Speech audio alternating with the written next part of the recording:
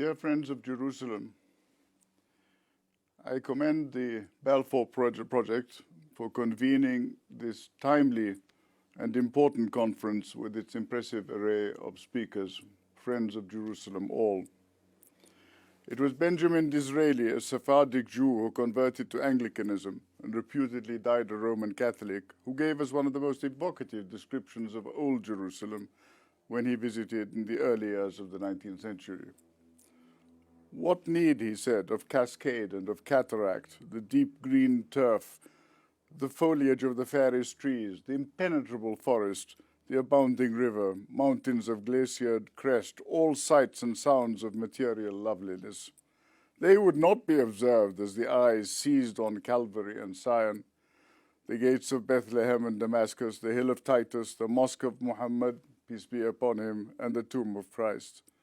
The view of Jerusalem is the history of the world. It is more. It is the history of earth and heaven. It is a history that is also deeply entwined with that of my own family. As Sharif of Mecca and King of HRH, my great-grandfather, Sharif Hussein, presided over the principal routes of pilgrimage. Respect for each other's holy places was ingrained in the tradition of hospitality and watering and sanctuary. This hereditary duty directly links Mecca with the esplanade, the glorious esplanade, and the holy sites. I want to say that leaping forward for the sake of brevity, Jerusalem, the city, may have been holy to the three great monotheistic religions simultaneously for 13 centuries.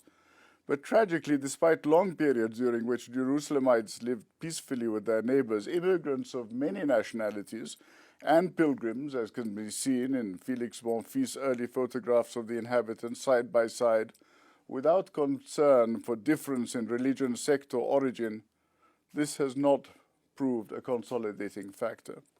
On the contrary, at times it has exacerbated political differences. Even now, the holiness of the city does not ensure an agreed solution for its future. Only the legal arguments offer a dispassionate and neutral route out of the labyrinth, a counterbalance to the partisan nature of the political polemic and the dogmatic quality of so much of the religious debate. If we should never forget Jerusalem's religious and heritage status, and I recall the wonderful bird's-eye view of Jerusalem highlighting its global significance by the Flemish painter, engraver, and mapmaker Frans Hogenberg in 1575, including mosque, church, and synagogue, we should also bear in mind that the city is also a temporal entity, inhabited by real human beings, whose basic human dignity has already been relentlessly eroded by politics. Unfortunately, the situation has been deteriorating rapidly in recent times.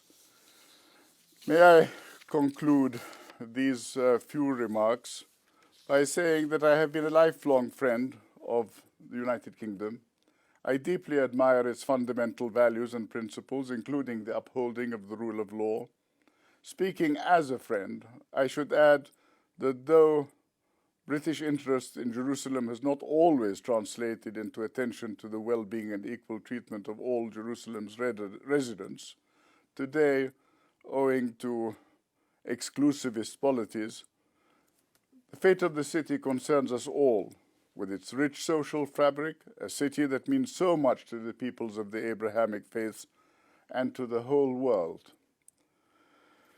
Through this message of goodwill, of mutual respect and peaceful coexistence, I would like to speak above all to the online audience and those who will follow these proceedings, to those concerned British people who worry about current negative trends and can make their voices heard in calls to those responsible for a change of direction before it is too late. Thank you.